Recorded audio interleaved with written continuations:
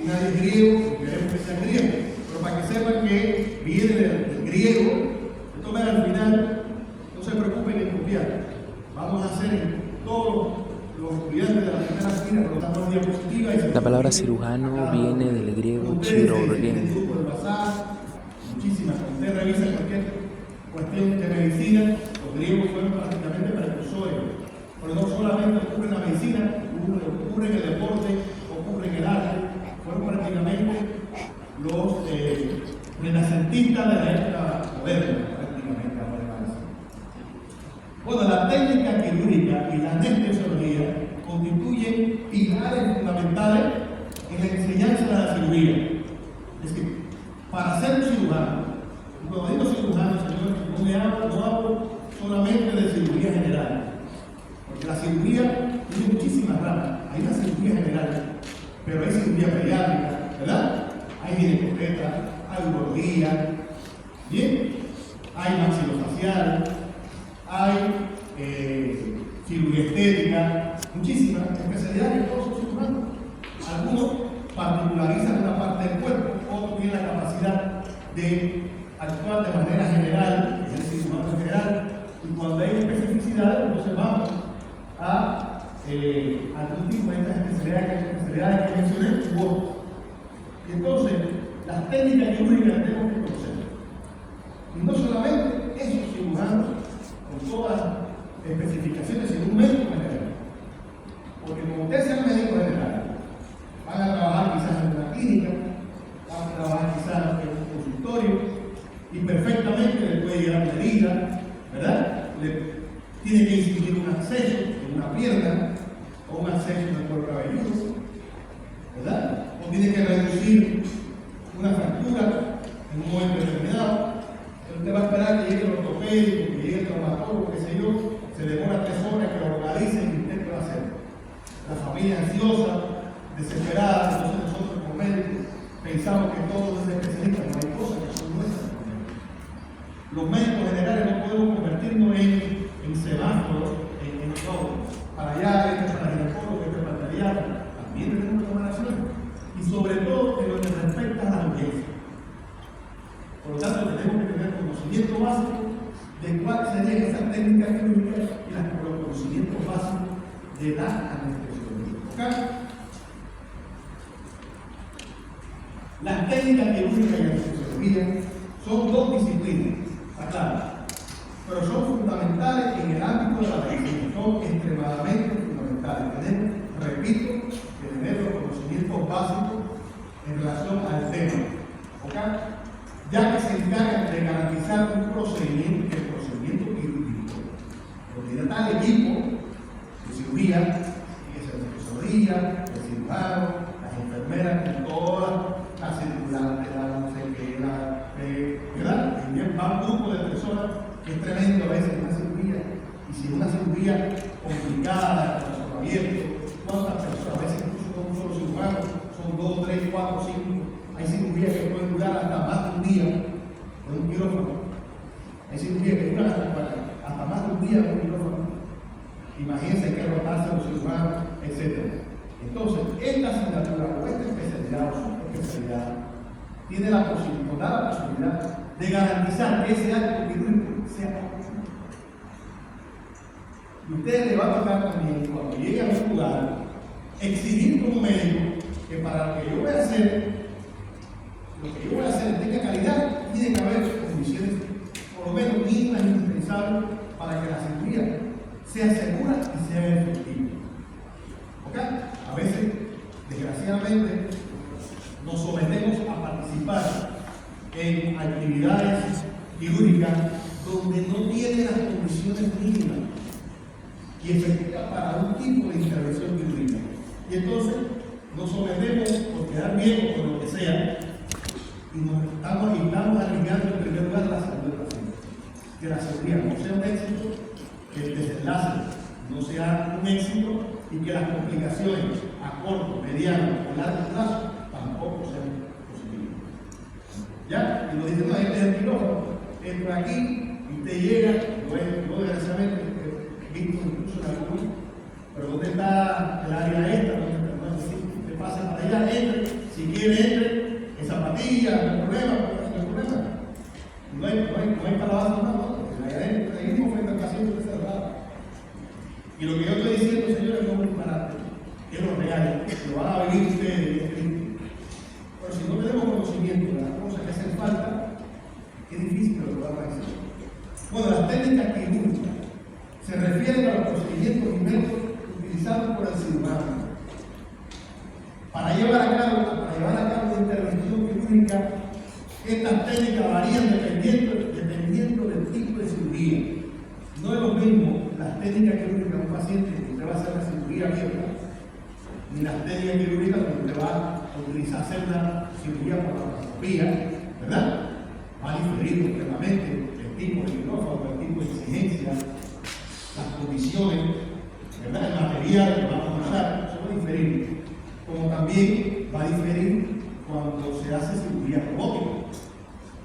¿Quién iba a pensar hace 10 años, 20 años en la cirugía robótica? Eso veíamos la película de la Guerra de las Galaxias, esas cosas, veíamos la Guerra de las Galaxias, cuando empezaron las películas aquellas, y eso lo veíamos como eso, miren eso, es fantasía, ciencia ficción. Bueno, esa ciencia ficción hoy es una realidad. Y lo que para nosotros todavía sigue siendo una ciencia ficción, de aquí a 5, 10, 15 o 20 años, va a ser otra realidad. ¿Quién iba a pensar que la realidad virtual? ¿Quién iba a pensar que usted podía programar desde una computadora una acción quirúrgica? ¿A quién se le ocurrió eso? A nadie. Eso es algo prácticamente imposible de pensar, ¿verdad? Que usted ya haya intervenciones quirúrgicas, usted la puede programar. ¿Ya? Y desde una computadora puede ser que pueda incluso programar un tipo de intervención quirúrgica variable. No se crean que son ya tan sencillos. Cada día van siendo aún más complejos. Y eso a veces es preocupante, porque después se debe llegar el momento que no tengamos que ver en el futuro. Siempre la parte clínica y la parte humana, eso nunca va a desaparecer. Ningún robot ni nadie por el estilo va a sustituir lo que nosotros como médicos podemos alcanzar. ¿Qué robot puede interrogar la calidad y la profundidad que podemos hacer nosotros? ¿Quién puede examinar a un paciente por la calidad y la profundidad que podemos hacer nosotros? Eso nunca va a pasar, jamás. ¿Ya? Porque además no existen enfermedades, existen ¿qué cosas? Pacientes.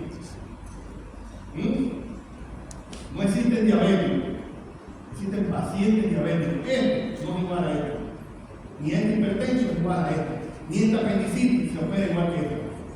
Aunque tengan 22 años.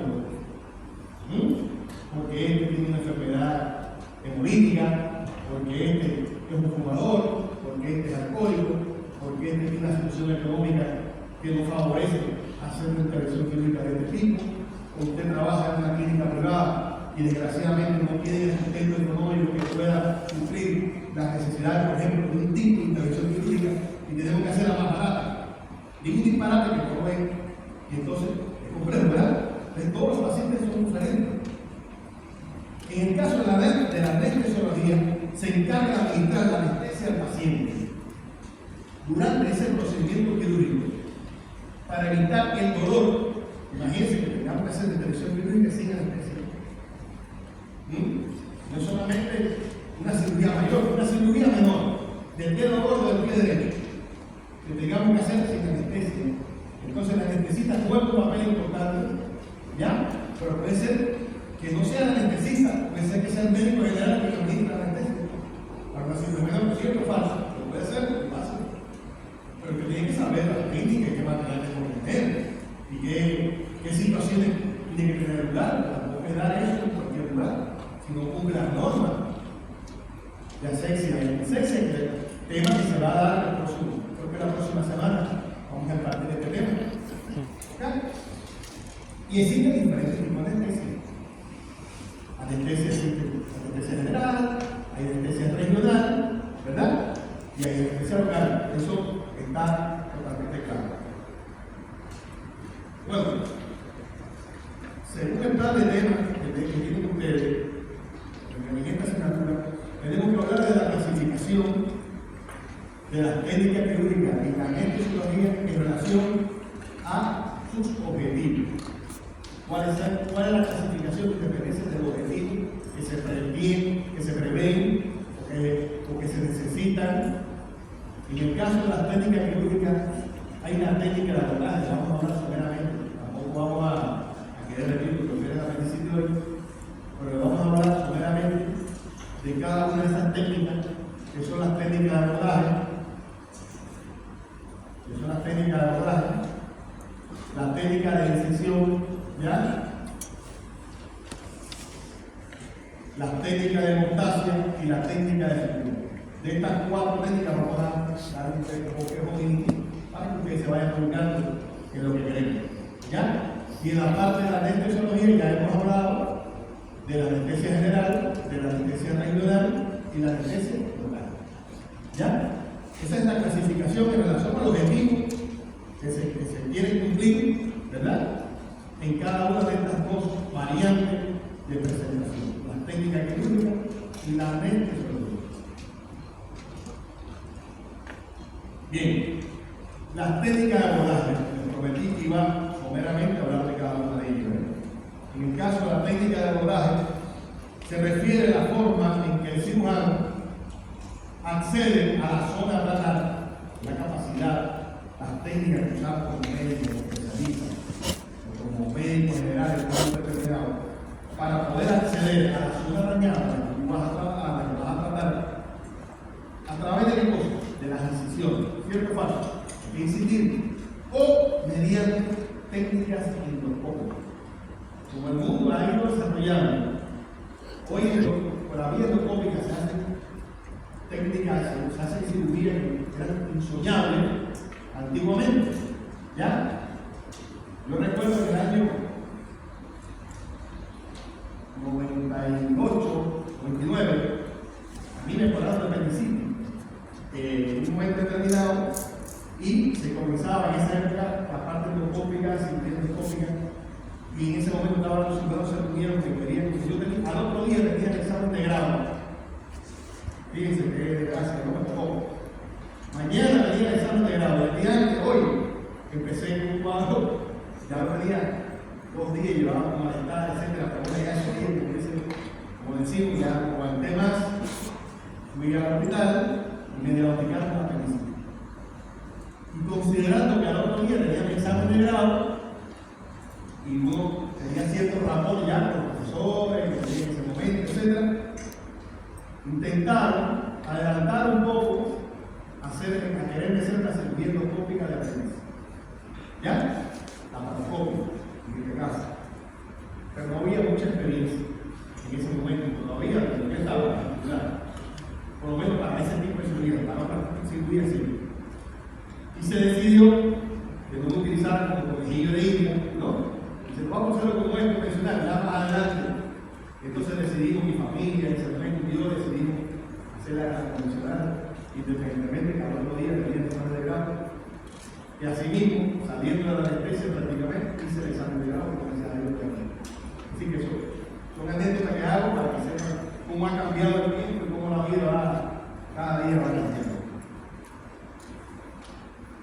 En el caso de las técnicas de disección, ¿verdad? Va a consistir en separar y disecar, hay que separar y disecar los tejidos para acceder a la zona que vamos a tratar, la zona X que vamos a tratar, y lo vamos a tratar de hacer esa disección y esa separación y esa disección la vamos a tratar de hacer lo mejor posible, con la mejor calidad posible, para evitar daños de estructura cercana. A veces queremos llegar a algún lugar, desde el punto de vista que nos invitamos a hacer un daño. Eso pasa, ¿verdad?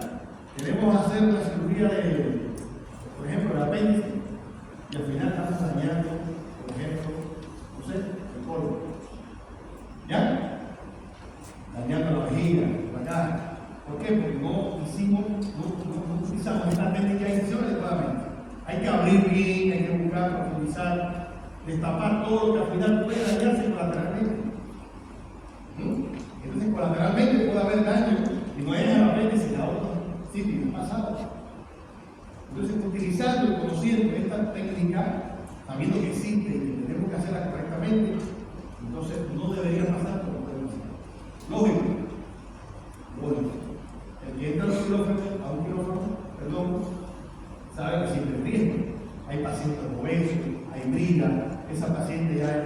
sido cesárea varias veces, obesa, puede ser que te llene de vida, se hace complejo.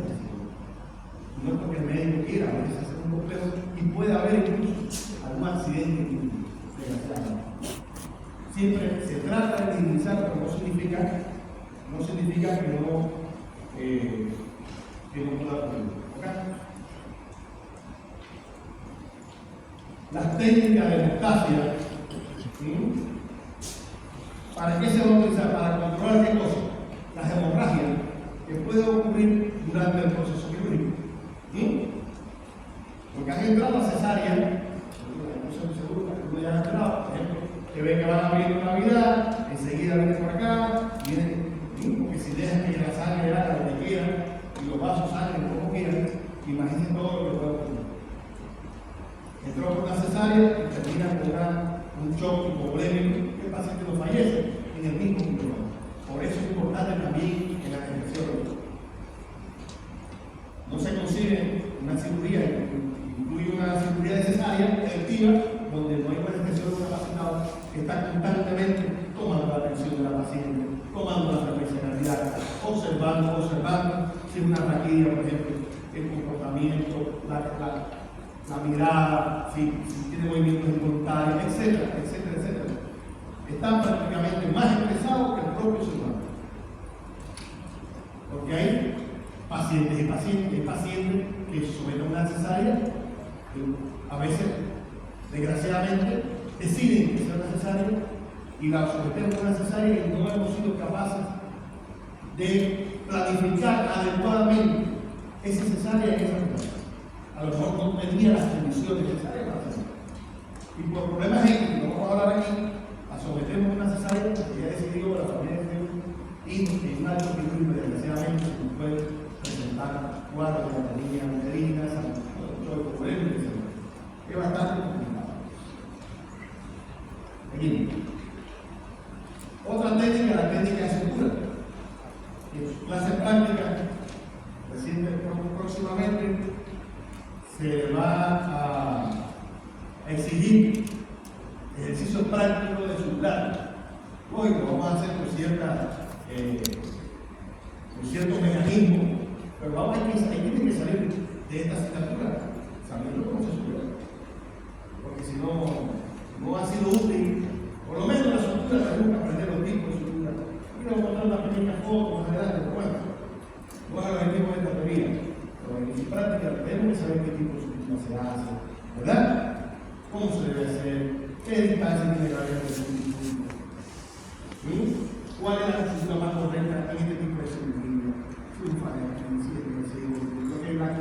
La que utilicemos en este tipo de pacientes.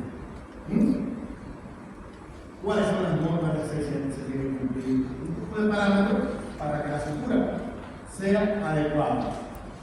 ¿Y para qué se va a utilizar la sutura? Porque sabe que para cerrar de forma adecuada las incisiones quirúrgicas, asegurando además no solamente que el proceso se acabe ahí. A veces pensamos que la sutura es nada más para que termine la intervención para la casa, sino que usted tiene que garantizar que esa sutura que usted realizó no facilite una cicatrización adecuada, que cicatrice bien, que no se lo infecte la herida, que estéticamente, a veces ya hemos visto suturas por ahí que dan pena tanto. Y ha sido porque puede ser X. Pero bueno, si la hacemos correctamente, con una mujer que quiere ser necesaria, que quiere todavía un día ir a una piscina, ¿verdad? Entonces hacemos una herida horrible, fea, se le infectó, y un grupo de parámetros, de cosas que pasan, desgraciadamente.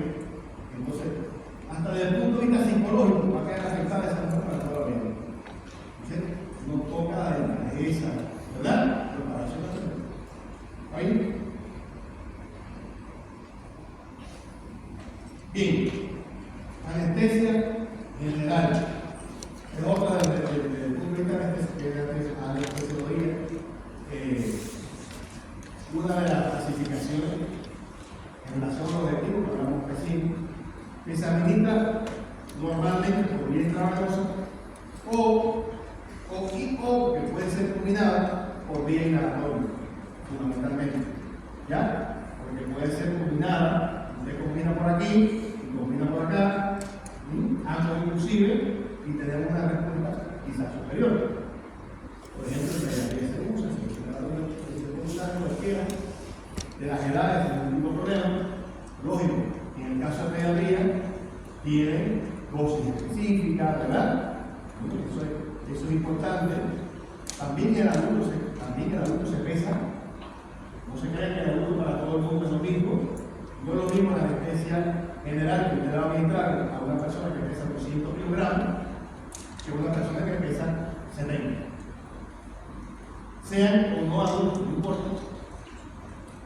Por lo tanto, tiene que saber calcular con dosis correcta tanto la parte inhalatoria como la parte intravenosa. Tiene que ser perfectamente calculado y con eso podemos planificar el tiempo que va a estar bajo esa anestesia. Podemos planificar la profundidad que queremos lograr, porque a veces no es necesario lograr una profundidad total y prácticamente lo que hacemos es un efecto de sedación profunda, ¿verdad? Por ejemplo, usted va a realizar su endoscopía digestiva alta y usted le da la opción a la familia o al mismo paciente si usted se quiere realizar la endoscopía digestiva alta con anestesia local, un spray, ¿verdad? Para que no le moleste el endoscopio, porque es anestesia igual, pero local, un spray para que le dé su garganta, o usted prefiere sedación. Y en dependencia de lo que decida el paciente, y en algunos casos de lo que el dinero tenga, también depende, ¿verdad? La familia o el paciente decide, no, yo quiero hacerlo con anestesia. Y entonces el anestesiólogo utiliza un efecto que no va a ser lo mismo que cuando usted va a hacer una cirugía de pecho. Ese proceso de anestesiológico, vamos a llamar así, no va a ser con la misma intensidad, ni la cantidad de medicamentos, ni el tiempo, etcétera, que cuando te va a hacer una cirugía de corazón abierto. Prácticamente usted ahí aplica un efecto sedativo, el paciente está 5, 10, 15 minutos dormido, y a los 10 minutos, como usted hace así, termina de extraer el endoscopio, el paciente abre los ojos y dice, ¿dónde estoy? Pero ya pasó. Esa recuperación, incluso, es mucho más rápida, ¿verdad? Los efectos adversos de la anestesia son menores, pero lograste tu objetivo. No sintió dolor médico, todo muy bonito, que bien, me dormí, soñé, que estaba en la playa o que estaba en la piscina, que sueñan. Incluso dicen cosas que a veces son una moral de hacer. Ya, porque a veces dicen cosas que echan para adelante a todo el mundo. Entonces, porque sí, deliran, esas cosas pasan, ¿ya?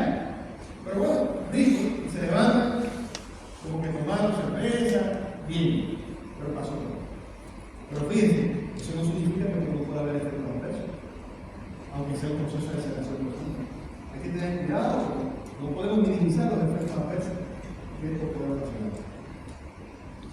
Existe la anestesia regional, sobre todo cuando usted quiere anestesiar una parte específica del cuerpo, un miembro, una porción del tronco, para bloquear la transmisión de los estímulos dolorosos.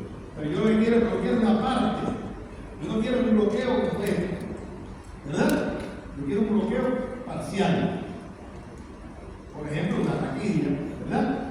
Una epidural. Yo lo quiero bloquear de aquí para abajo. Yo no quiero bloquear, no quiero poner una anestesia general. La cesárea no me interesa.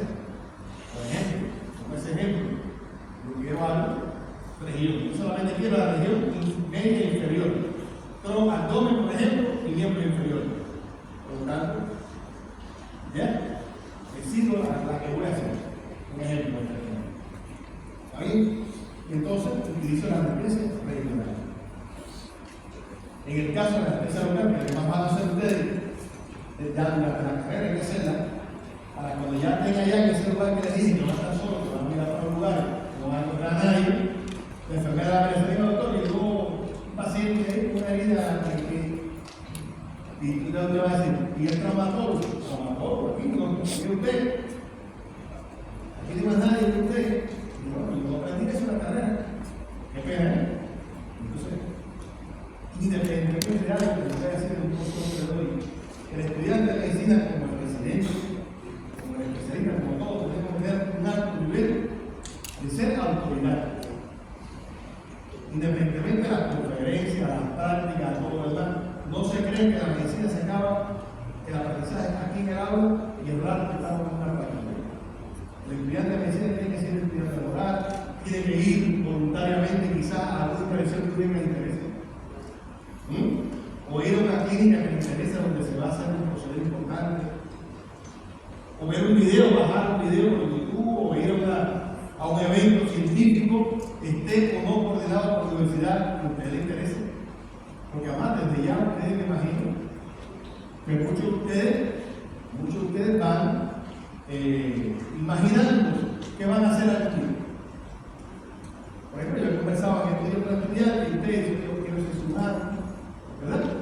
Si yo quiero ser cirujano, pues tienen que ir viendo todo lo que vea respecto del conocimiento con relación a la cirugía. Le he preguntado, no, yo quiero ser pediatra.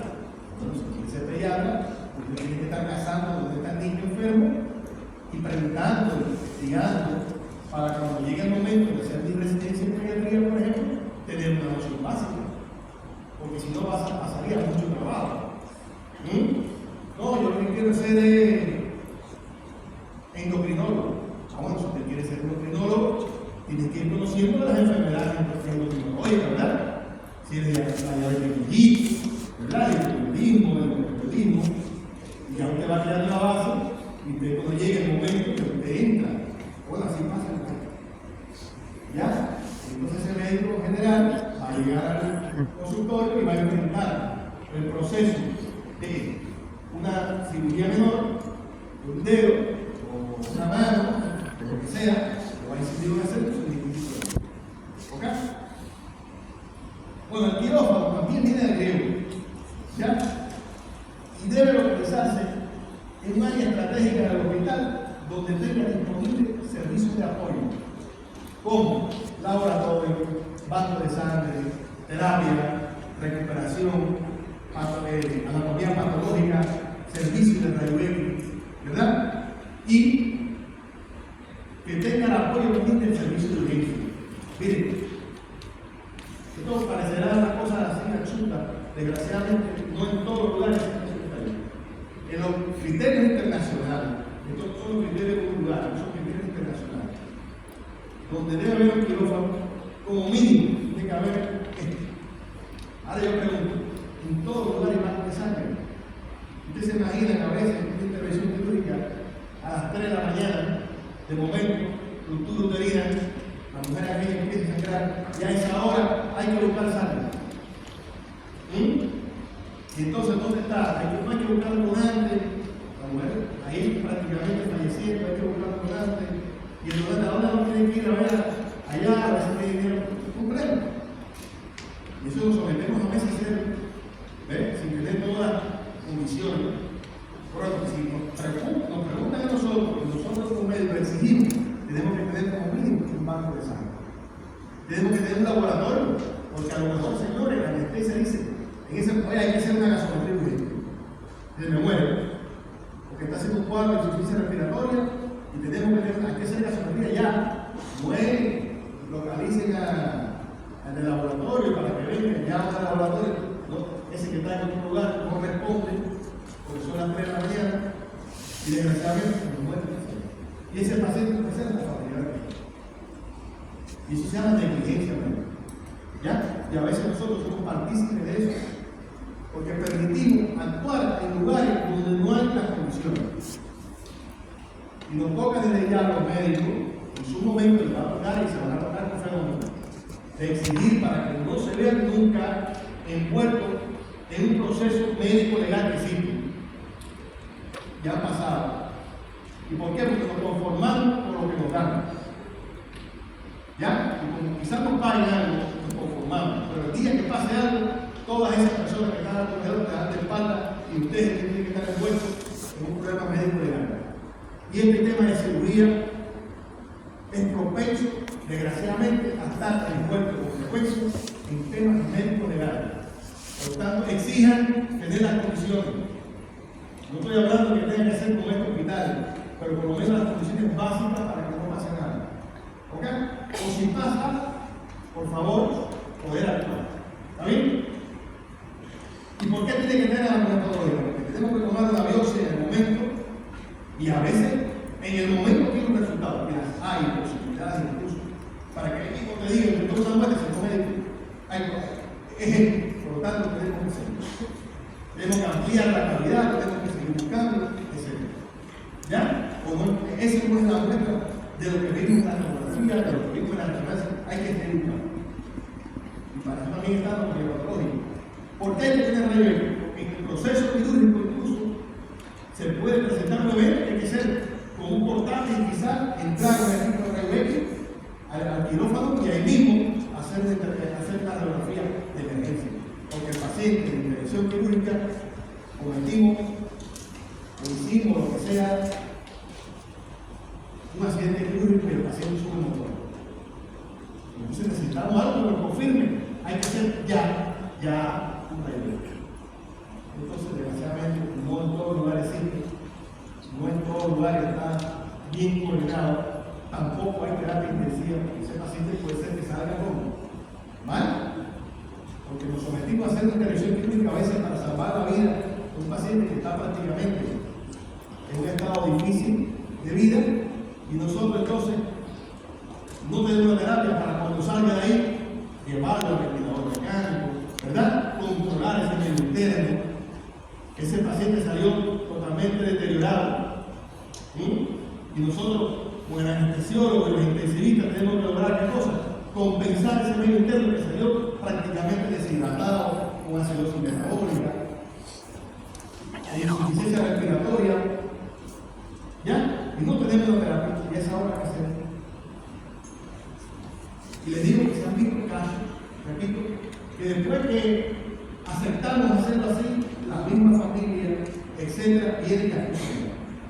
Usted quiso ayudar, fíjense, porque el paciente llegó mal, todo muy bonito. Y de ahí le tomaste el corazón, te sentiste Superman, te sentiste Spider-Man. No, yo le voy a meter el pecho a eso y yo lo hago. Se murió el paciente. Y al final, la misma familia que lloró con usted, que le agradeció al inicio, fue la primera familia que le quiere llevar a todos a otro, continúa. Entonces, para eso tenemos que exigir. ¿Está bien?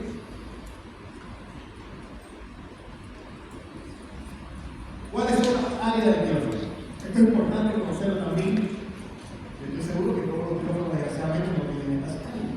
Yo como decía un vecino, estaba ahí. En el quirófano se hace cesárea, se hace de todo. No solamente cirugía de tipo, puede ser que haya clínicas especializadas en cirugía, perfecto. Maravilloso. Ya, pero puede haber quirófanos diseñados para cualquier tipo de cirugía. Entonces tenemos que tener un área negra, que es la área llamada área contaminada. Vamos a hablar brevemente después de cada uno de ellos. Está el área gris, que es el área limpia, y el área blanca, que es el área estéril. Eso tiene que estar impecable. ¿Ya? Tiene que estar impecable. Yo les digo que yo he ido, sinceramente, a lugares, me voy a decir dónde, por ética, donde he llegado y me han dicho, no pasa por ahí. Así como es. Oye, mismo aquí te abre aquí la puerta, ahí está el paciente. ¿Cómo es posible? ¿Ya? Incluso hemos participado en la recepción, por ejemplo, del neonato, y cuando hemos entrado, ¿y dónde se ha dado el paciente de tiempo? ¿Sí, güey? Ahí. Y son lugares que están diseñados para sacar dinero, pero no le interesa realmente. No le interesa la realidad.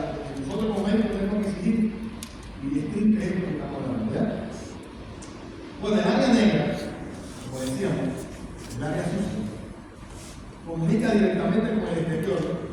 Aquí se realiza el trabajo administrativo, recepción y preparación de los pacientes, vestidores y baños para el personal, cambio de ropa quirúrgica, puede tener laboratorio para la urgencia o de laboratorio. Y aquí hay una fotito más o menos para que usted entienda, ahí nos cambiamos de ropa, ¿verdad? Nos quitamos aquello, como debe ser. El área gris es el área limpia. Aquí está, por ejemplo, el centro de esterilización, donde se esteriliza todo el material, ¿verdad? Los equipos que hay que esterilizar, después cuando hay intervención quirúrgica. Está la llamada central de anestesia, los equipos portátiles están ahí, por si en el momento hay que entrar, están ahí, quedando con nosotros. Lavado para cirugía, transfer de pacientes, y aquí el personal debe vestir el uniforme quirúrgico, gorro, bata, guantes, todo lo que hay que utilizar. ¿Ya? El tema del uniforme es importante. ¿Ya? Conozco lugares donde usted va con su ropa de la cara, con su bandita y esto. Se pone una sobrebata. Ya, no debe ser. Eso no debe ser. Se debe cumplir todas las normas para que la cuestión, mientras no pase nada, todo el mundo se ríe, todo el mundo se ríe, no pasa nada, no pasa nada. ¿Ya? Seguimos. Y el área blanca, el área estéril, aquí se va a localizar la sala de operación. ¿Ya? Ahí está la foto de abajo. Aquí el personal está vestido de acuerdo al protocolo quirúrgico, el uniforme quirúrgico, el gorro, cubreboca, las botas, etc. Hay lugares, hay intervenciones quirúrgicas, incluso hay que redoblar incluso las medidas. Porque hay pacientes, por ejemplo, que usted se enfrenta a una cirugía de un paciente que tenga una enfermedad, que tenga un VIH, por ejemplo, usted tiene que tomar otras medidas que son un poco más profundas, ¿verdad? Que podemos nosotros conocer, que somos seres humanos, puede haber accidentes que nos pueden perjudicar. Entonces, tenemos que tomar otras medidas, ya en cuanto al material, en cuanto al guante, en cuanto a todo. En la época de COVID, que la época se acababa, ¿verdad? Y se acabará nunca, pero por lo menos en la época de la crisis de COVID, vamos a llamar así, también se hicieron intervenciones en pacientes positivos. Entonces, teníamos que se tenía que redoblar los esfuerzos para tampoco afectar a nuestros trabajadores, a nosotros como médicos, pero bien, no era bien operar, ¿verdad? Pero teníamos que redoblar, repito, las acciones para que esto no ocurriera problemas. Ahora, estas son las características promedio, ¿ya? Promedio de un salón de operaciones, un quirófano, ¿ya? Un aproximado de 36 metros cuadrados es un aproximado. Es decir, no puede ser un estadio para una mesa quirúrgica, tiene un promedio, porque cada mesa quirúrgica de 36 metros cuadrados. El color debe ser claro, tampoco se consigue dentro del quirófano que esté pintado de negro, ¿verdad? Imagínense, se prefiere que tenga un color claro, que las aristas sean redondeadas, paredes y techos lisos, puertas de vaivén, vitrinas cerradas, filtros de aire. Eso es lo que se recomienda.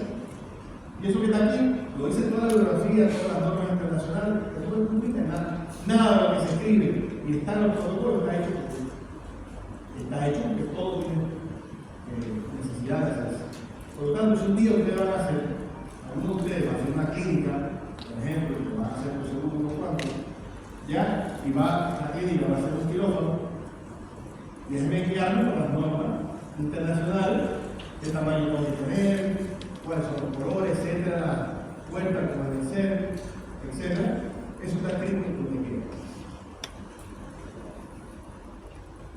En cuanto al instrumental quirúrgico, tampoco vamos a, porque el instrumental quirúrgico es tan enorme, tan variado, lo pasaríamos semanas hablando de eso.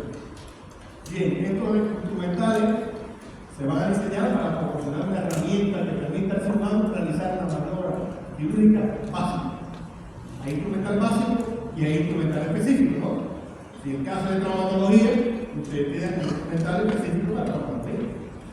Pero en toda la seguridad hay algunos materiales que son básicos para todos, ¿ya? Por que haber hilo de sutura, ¿cierto o falso? ¿Qué hilo de sutura es dependencia del tipo de sutura? Si va de adentro de afuera, qué tipo de sutura es, si es la sostenible, si es la sostenible, si es de nylon, si es de qué. Ya en dependencia del tipo de sutura.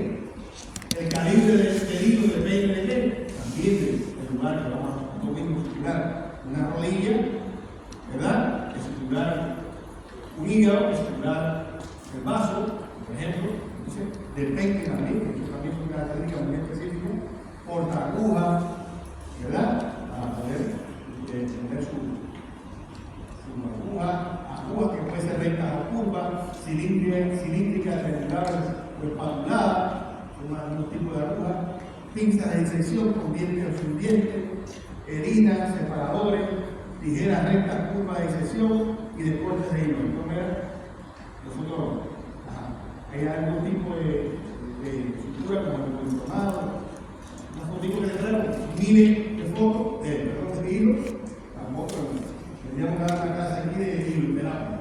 Entonces, de todas maneras, para que sepan que hay un sinnúmero de hilo, que cada uno tiene su especificidad, incluso en el niño más pequeño, en el niño nazo. Si yo voy a hacer una fibrosis, por ejemplo, acá en el ombliguito del bebé, ya me va a pasarle el medicamento por su ombliguito, un neonato, por ejemplo, hay que asegurar que lo vamos a usar. Eso es bastante específico y tenemos que también estudiar. Algunos tipos de pinza, por ejemplo, que también es dependencia del tipo de cirugía que vamos a utilizar. Yo me repito, en la práctica vamos a ver también, en algún momento vamos a hablar de esto. En cuanto a las incisiones quirúrgicas, vamos a operar al principio y como siempre. ¿Qué cosa es la incisión? Es el procedimiento inicial de la etapa transoperatoria. Es toda aquella solución de continuidad de la piel y los mucosas y tejidos subyacentes provocada por el cirujano con el fin de que, cuando me refiero a cirujano, es todo el que hace cirugía hasta el médico general, con el fin de acceder a cualquier territorio del organismo. ¿Ya? Ese viene siendo la incisión. Si usted va a hacer, por ejemplo, un drenaje de un acceso de una pierna, usted hace una incisión y después hace un drenaje de todo ese territorio. ¿Ya? ¿Cuáles son los objetivos de la incisión? Primero, una incisión adecuadamente planeada es solo lo suficientemente, tiene que ser suficientemente grande para proporcionar un espacio operatorio y una exposición óptima. Miren, a veces no son es verdad. Queremos hacer una cirugía pequeña para que no les afecte, por ejemplo, quizá toda la estética, o quizá, no sé, por un problema económico, por lo que sea, pero a veces es necesario hacer una cirugía con una amplitud suficiente. Señores, ya después veremos cómo nosotros terminamos estéticamente el proceso. Pero a veces ya se viene al cielo a ese paciente, bueno, pues a veces es necesario. A veces tenemos que buscar ciertas y determinadas cosas que nos pueden quedar sin resolver, el paciente se nos puede complicar. La dirección de las fibras del tejido en el área que se va a seccionar se varía con el tipo de tejido, ¿verdad? Se debe obtener los mejores resultados estéticos, de lo que hemos hablado. A todo el mundo le gusta quedar tampoco tan bello. Que no parezca aquello una tela de un pirusa, de un pantalón, tiene que quedar dentro de lo que podemos y logremos hacer. Yo sé que hay personas que después se someten a cirugía estética, se quitan con aquello feo, pues ya eso es otra cosa. Ya otra intervención quirúrgica y a veces hablamos pensando que las intervenciones quirúrgicas son buenas, van a redundancia. Y hay muchas personas que se estudian y todos los riesgos son posibles. Y lo otro, la adecuada sustentación anatómica. Aquí vienen unos tipos de sutura, de incisión, como son las incisiones verticales, que pueden ser medianas, paramedias, supraumbilical, infraumbilical, que vienen una fotito más o menos para que las vean. De todas maneras, repito, esa diapositiva se va a caer con ustedes, no se preocupen. Otras incisiones que son las transversas y oblicuas, que por ejemplo tenemos la de Coche, que es subcortal derecha oblicua, se utiliza fundamentalmente, como vamos a ver acá, el sitio, ¿Ya? La sutura, es decir, la incisión de Mapulden, que es otra de las incisiones que es oblicua derecha, sobre todo es la que se usa para la apendicitis aguda. ¿Ya? Todo tiene su indicación específica. La Rocky pura y modificada, que también se utiliza también en muchos casos para la apéndice. El Fanestin y la parte de la cesárea esa que hacemos bonita acá abajo, ¿verdad? Para que la mujer se pueda después utilizar, ¿verdad? Y pueda ir a una piscina, no se le vaya a poner una fea. ¿Sí? A veces se puede hacer, ese tipo de decisión, a veces no. A veces tenemos que hacer una de otra forma, como siempre la madrina. Y las llamadas suturas incisión oblicuas hernias también. Hay otras, las retroperitoneales, las extraperitoneales, toda incisión vascular trasplante de la que vamos a demorar muchísimo. Pero bueno, de todas maneras, yo se las voy a dar para que ustedes, por ejemplo, miren aquí viene en la pared anterior una figura más ampliada para que se venga a ver algunas de ellas y la puedan tener. Aquí viene una figura que de lo que hemos hablado está dibujado para que vayan viendo después la clase estudio. Cuando vayan a la próxima clase práctica ya tengan una idea de este tipo. Porque bueno, se le va a poner en la maqueta, lo que sea, en la pizarra, para que ustedes puedan ya poco a poco, ¿verdad? Se vayan sintiendo medio humanos. ¿Ya? Está bien. Los principios para una buena incisión son tres: que tenga una buena accesibilidad, no hacemos nada. Repito, hacer una incisión que no nos permite un acceso adecuado, que tenga una extensión adecuada y que sea segura. ¿Sí?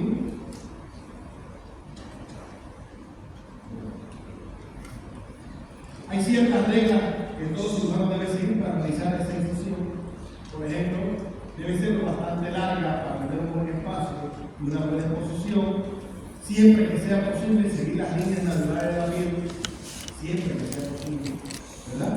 Para tratar de que este filamento también no sea después feo.